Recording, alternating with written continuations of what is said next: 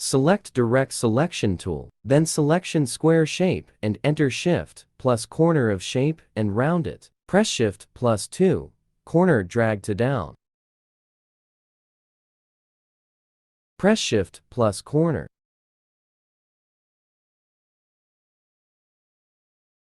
Again, press Shift and 2 corner and round it.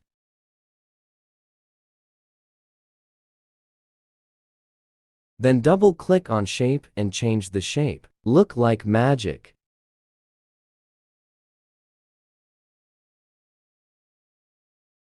Do the same by pressing Shift button.